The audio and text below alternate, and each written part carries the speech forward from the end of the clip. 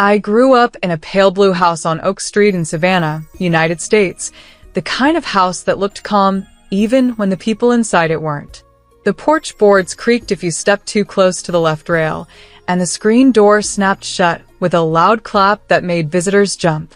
My mother, Clara, always said the noise was charming, but I think she liked it because it warned her when anyone came in. The house smelled like lemon cleaner and old wood, and in summer the air turned thick and sweet from the jasmine vines that climbed the fence like they owned it. From the outside, our life looked tidy. My father, Robert, mowed the lawn every Saturday morning, straight lines like he was drawing rules into the grass. He fixed things before they broke, or at least before anyone could see they were breaking. He liked neat edges, polished shoes, bills paid on time, and smiles that stayed in place. People in Savannah knew him as steady and respectable. They said he was the kind of man you could trust. I used to believe that because when you're a daughter, trust can feel like a habit you don't even notice you have. My mother was softer in the way she spoke, but she kept her own kind of order. She organized kitchen drawers like they were a small museum, and she folded towels with corners so sharp they could cut. She was the person who remembered birthdays, sent thank you notes, and made sure our front room looked like no one actually lived there. But there was always a part of her that seemed far away, as if she kept a secret locked behind her eyes. When I was younger, I thought it was just grown-up worry. Later, I realized it was something heavier than that, something she carried like a stone in her pocket. I didn't think about those things much when I met Caleb Reed. I met him in Boston at a charity dinner I attended for work, and I remember noticing him because he didn't fight for attention like most people in the room. He stood near the edge of the crowd, tall and quiet, holding a drink he barely touched, watching others the way you watch waves when you've had enough of swimming. When we were introduced, he smiled as if he was relieved the small talk could finally start. His accent gave him away before he said it. London, United Kingdom, and I teased him gently about it, expecting him to tease me back. He didn't tease. He laughed, warm and low, and told me he'd been told his voice made people trust him too quickly. He was charming, but not flashy. He asked me real questions. He wanted to know what kind of house I grew up in, what my favorite street smelled like after rain, whether I liked mornings or late nights. I found myself answering honestly, which is not something I did often at events like that. When I admitted I hated small talk, his eyes brightened like I'd said a secret password. We talked about old buildings and quiet neighborhoods, and how some cities feel like they remember you after you leave. He told me he'd lived in Edinburgh for a short time and missed the way the air smelled there, clean and cold. I told him Savannah always smelled like magnolia and heat, and he said, "That sounds like a place that knows how to hold a story." We started seeing each other after that. He traveled often for work, and I learned to measure our weeks by airport pickups and the crumpled boarding passes he left in my coat pocket. He said he worked in finance, but he kept the details simple, as if the subject bored him or as if he'd learned to hide behind plain words. Still, he paid attention to money in a way I noticed only after time. He'd pick up a menu and scan it quickly, then smile and suggest something mid-priced as if it was his favorite. He never complained, never acted cheap, but he watched numbers like they could bite. I told myself that was just being responsible. I told myself it was normal to have parts of your life you didn't show all at once. I was in love, and love has a way of smoothing sharp edges until you forget they were ever there. By the time he asked me to marry him, we had built a rhythm that felt safe. We had our favorite coffee place, our favorite walking route, our favorite jokes. He proposed on a cold evening when my hands were already tucked into my coat sleeves, and when I said yes, he looked at me like I'd handed him something fragile and rare. When I brought Caleb home to Savannah, my mother was polite, careful, almost too calm. She complimented his manners. She asked about London. She smiled, but it didn't reach her eyes. My father, on the other hand, was suddenly enthusiastic in a way that surprised me. He liked Caleb immediately, or he acted like he did. He shook Caleb's hand for a long time, gripping as if he was testing strength, And then he clapped him on the shoulder with a laugh that sounded slightly forced. After dinner, Dad poured bourbon and invited Caleb onto the porch like they were old friends. I remember standing in the kitchen with Mom while they talked outside. The screen door was closed, but their voices carried through the thin mesh. At one point, I heard my father say something low, and Caleb answered just as low. I couldn't make out the words, only the tone, tight, serious, like two men trying to keep a situation under control. I stepped closer to the door, and my mother moved quickly behind me, setting a hand on my arm like a soft warning. "Let them talk," she said, smiling too brightly. "They're getting along." The engagement made my father happy in a way I hadn't seen in years. He threw himself into planning like the wedding was a project that could fix everything. He insisted on paying for the venue in Charleston, a beautiful old place with tall windows and white columns, and he wrote checks without blinking. I heard him on the phone saying numbers like they were nothing. $30,000 for the venue, for $1,500 for flowers, extra for a live band because my daughter deserves the best. My best friend Sophie squealed when she heard, and even I felt swept up by it for a while. It's hard not to when everyone keeps telling you you're lucky. But luck started to feel strange in my hands, like something I didn't fully understand. Little moments began to gather in the corners of my mind. Caleb got tense when Dad mentioned money, especially big money.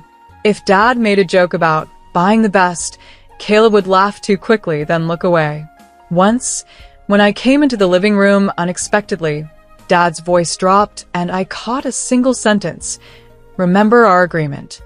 Caleb replied, "I'm keeping it. I always have." When they noticed me, both men smiled at the same time, which was exactly what made it feel wrong. The week before the wedding, I spent a night at my parents' house, partly for convenience and partly because my mother insisted. She said it was tradition that I should be under her roof before my big day, like she could still protect me with walls and a locked door. The house felt smaller than I remembered, full of boxes of decorations and garment bags, and the smell of fresh flowers waiting in buckets. My mother moved around with restless energy, checking lists, rechecking lists, wiping clean counters that were already clean. Late that night, I went looking for the pearl earrings she promised I could borrow. "They're in the back room," she'd said earlier, casual as if it meant nothing. That back room was the one place in the house that didn't match the rest. It wasn't messy, but it was closed off, like a room that had been paused. The curtains were always drawn. The air inside always felt cooler. As a child, I'd been told not to play in there, so I obeyed, partly out of fear and partly out of respect for whatever quiet thing my mother protected behind that door. I turned the knob carefully and stepped in. The room smelled faintly of cedar and paper, like a closet holding old winters. A small desk sat under the window. A neat shelf held photo albums. Everything was arranged as if my mother expected someone to inspect it. I opened one drawer, then another, searching for the velvet box the earrings came in. Instead, my fingers brushed something softer than jewelry cases. Paper tied with ribbon. A stack of letters. They were bundled like they mattered. The ribbon was pale and smooth, tied in a knot that looked practiced. My heart beat faster, not because I thought I'd found anything bad, but because I could feel how private it was. I told myself to close the drawer. I told myself to stop. But curiosity can be louder than manners when you're alone at night in the house where you learned all your rules. I lifted the top envelope just enough to see the postmark. Brighton. And then I saw the date. 5 years ago. I stared at it until my eyes burned, as if looking harder would make it say something else. My hands began to shake, and I noticed, with a strange cold certainty, that the writing on the front was neat and steady. A man's handwriting, careful and controlled. There was a name on the bottom, written in ink that had slightly bled into the paper. Caleb. I stood there in the back room with the drawer open, holding my breath like a thief. My own name wasn't on the envelope. My mother's name wasn't written fully either, just C, as if the writer wanted to be close but still careful. The letters weren't dusty. They didn't look forgotten. They looked kept. Outside the room, the house was quiet, but it didn't feel peaceful anymore. It felt like it was listening. I slowly put the envelope back, as if I could undo what I'd seen by handling it gently. I closed the drawer. I shut the door. I walked down the hallway with my bare feet silent on the wood floor, and with every step I felt something shifting inside me, like the floorboards of my life had begun to creak. In my childhood bedroom, I sat on the edge of the bed and stared at my hands. I told myself there had to be an innocent reason. I told myself maybe Caleb had written to my mother about wedding details or family history. I told myself 5 years ago could mean anything. But even as I tried to calm myself, one thought wouldn't leave me alone, sharp and simple as a nail. 5 years is a long time to love someone quietly. And if Caleb had been writing to my mother for that long, then the story I thought I was living might not be mine at all. The next morning, I woke up in my old room with sunlight slicing through the blinds and a heavy feeling sitting on my chest. For a minute, I forgot why I felt that way. Then I remembered the drawer, the ribbon, the neat handwriting, and the date that landed in my mind like a stone. 5 years ago. I lay still and listened to the house, to the familiar sounds that used to make me feel safe. The low hum of the refrigerator, a distant car passing, the soft clink of my mother's coffee cup in the kitchen.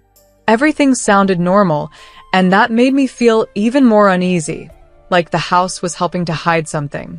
At breakfast, my mother, Clara, moved around the kitchen as if she had a stage to manage. She poured coffee, buttered toast, and talked about wedding timelines in a voice that sounded bright but not warm. "The florist will arrive at noon," she said, like it was the only thing that mattered in the world. My father, Robert, read his phone with the serious face he wore when he wanted people to believe he was in control.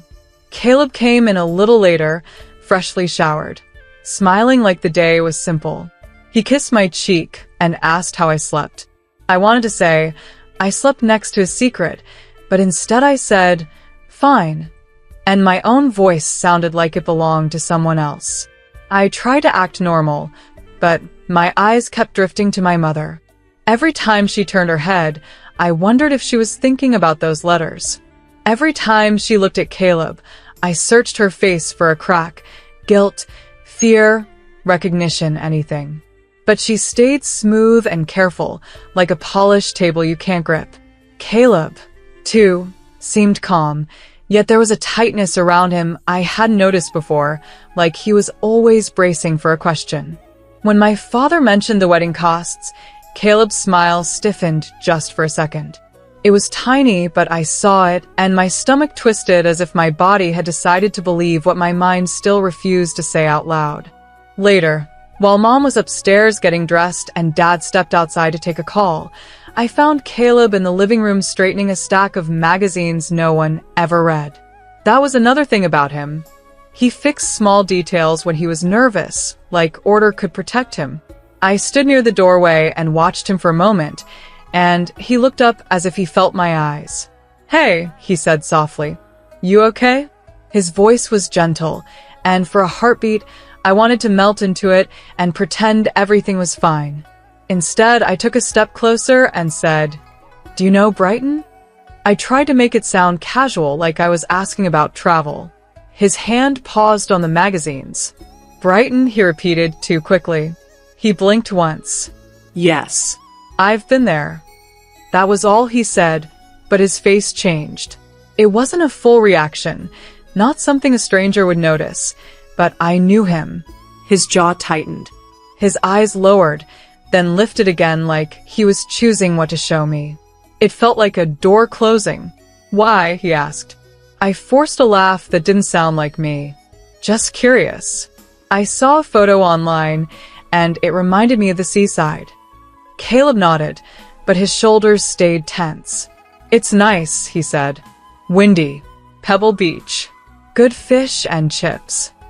He tried to smile again, but the smile didn't settle properly, like it kept slipping. Then he reached for my hand. His palm was cold. I should have asked then. I should have said, I saw the letters. I should have demanded the truth while we were alone, and the walls could hold the sound. But I didn't. Fear can make you polite. Fear can make you careful.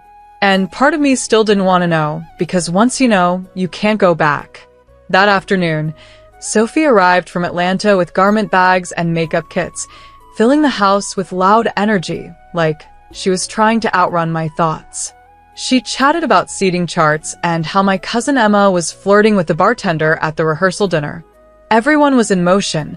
Everyone was excited, and I smiled and nodded as if I was still the bride in a happy story.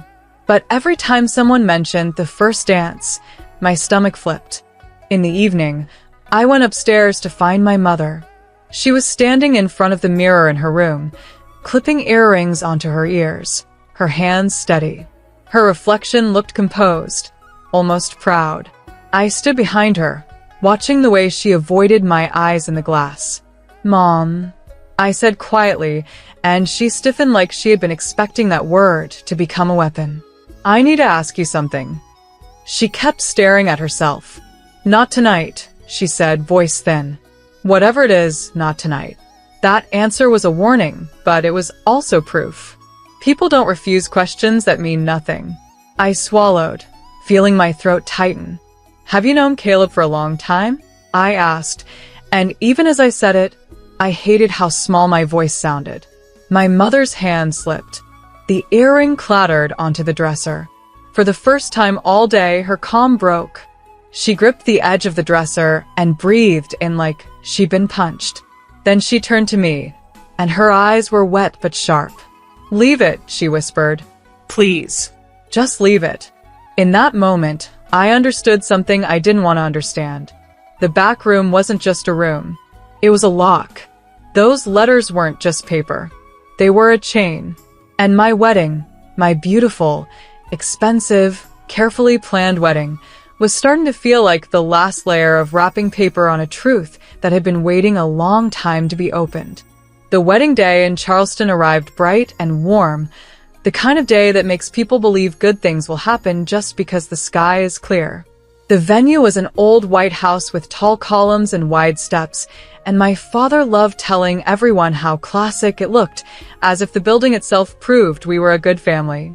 He'd paid $30,000 for the place without blinking, and Sophie joked that we should have gotten a second house for that price.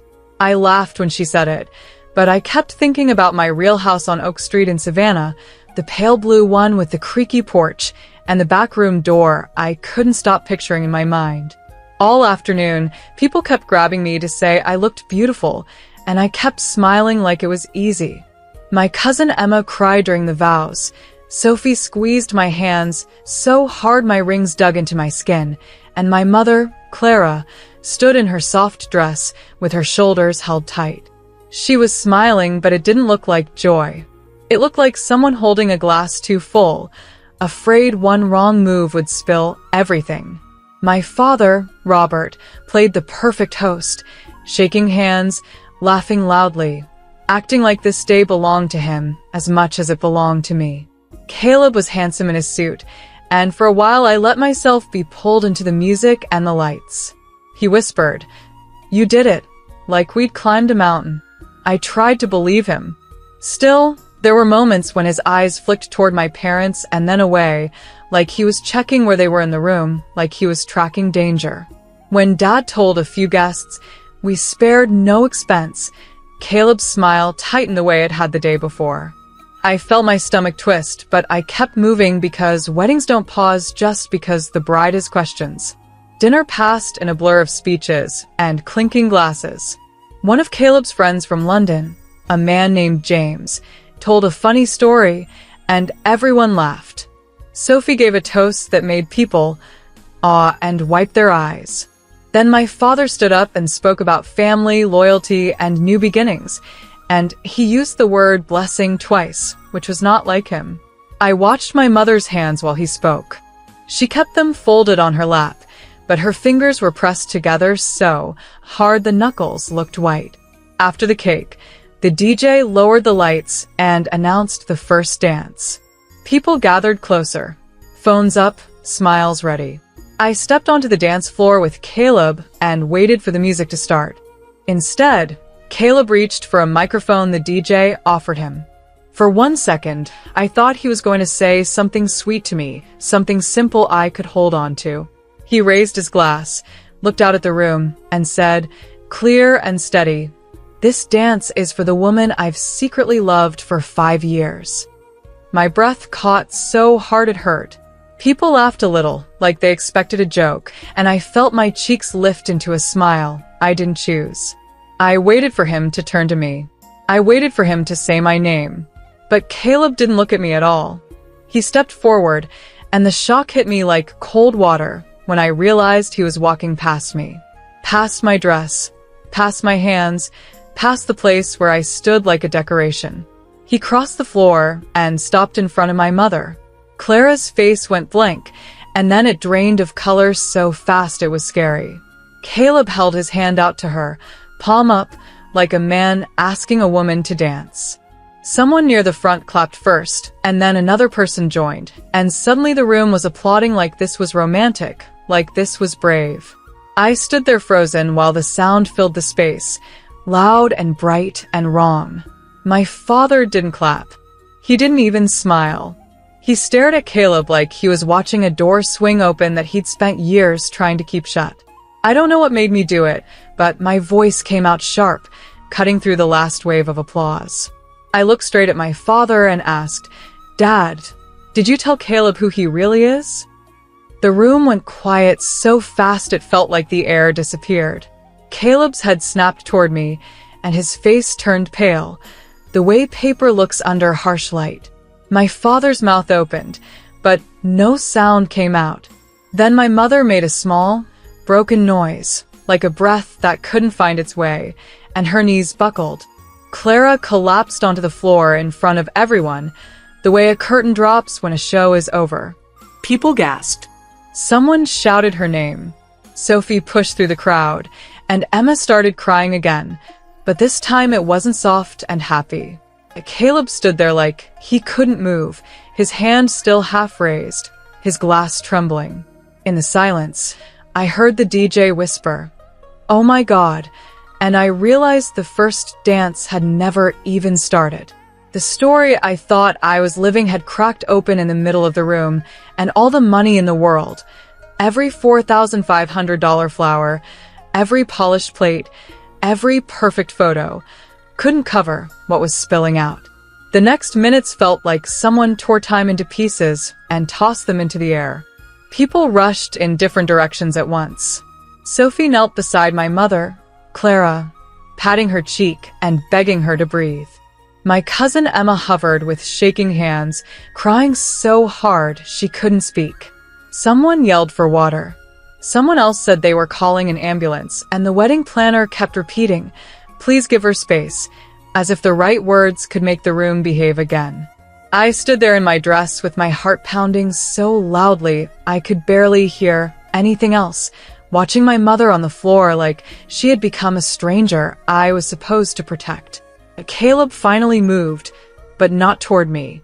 He took 2 steps forward like he wanted to reach my mother, then stopped as if an invisible wall pushed him back.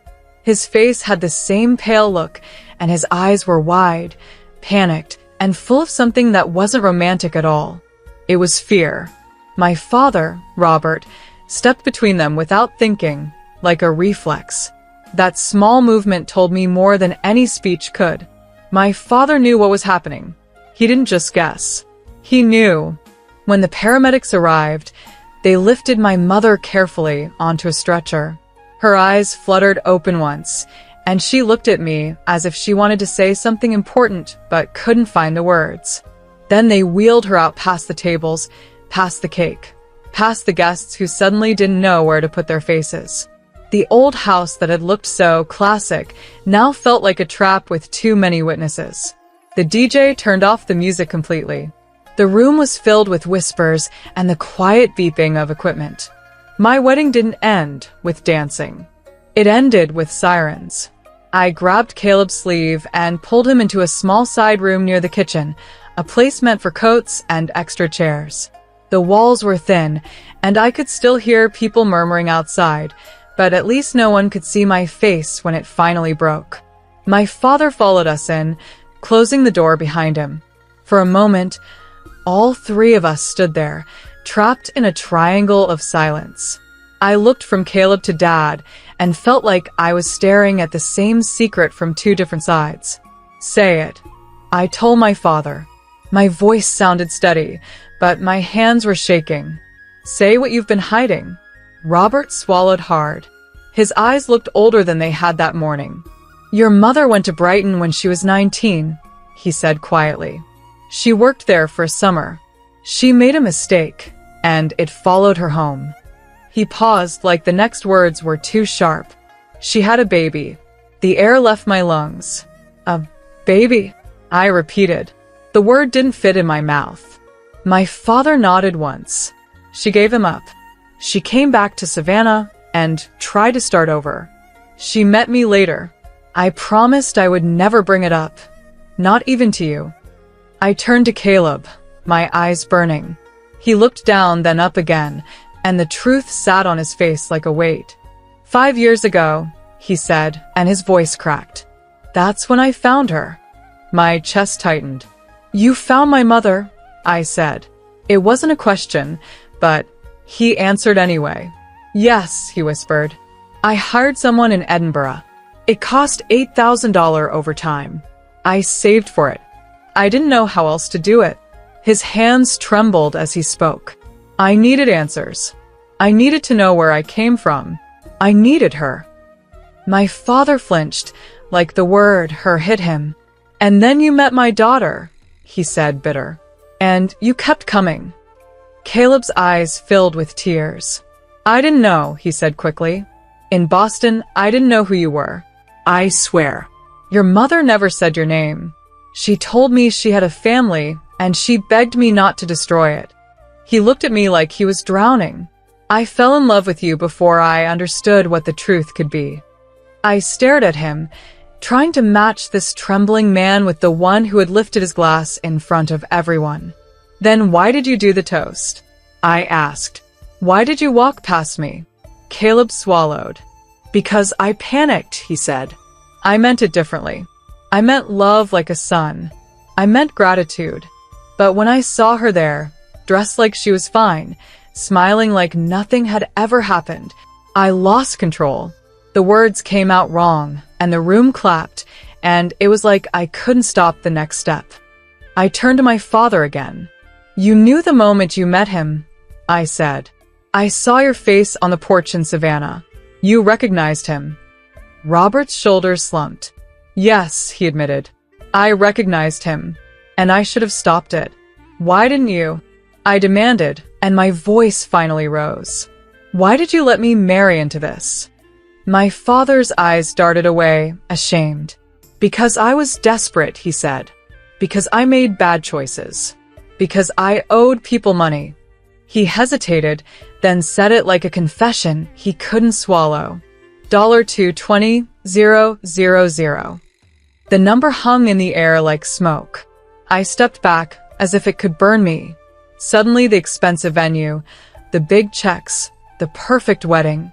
It all looked different. It wasn't a celebration. It was a cover. When I walked out of that side room, I wasn't a bride anymore. I was a woman holding a broken story, trying to decide what to do with the pieces. I followed the ambulance to the hospital in Charleston, sat by my mother's bed, and watched her sleep with a hand on her wrist like I could keep her from slipping away. Later, when she finally opened her eyes, she whispered, "I tried," and tears slid down her cheeks. I didn't forgive anyone in that moment. I didn't have room in my heart for forgiveness yet, but I did something else. I chose truth over pretending. The next week, back in my pale blue house on Oak Street, I opened the back room drawer again and read the letters from beginning to end. Then I called a lawyer. I returned gifts that still felt clean enough to touch. I canceled what could be canceled, even when deposits disappeared like water. I made my father write down every debt, every name, every promise he'd made behind our backs. And Caleb? He left Savannah, without arguing. He rented a small place in Edinburgh for a while and sent me one letter, not many. It didn't ask me to come back. It didn't demand anything. It only said he was sorry for walking past me, sorry for not protecting me, and sorry for confusing love with courage. Some nights, the memory still hits me. The applause turning into silence, my mother falling, the truth spilling out in a room full of flowers. But when I think about the future now, I don't picture Charleston.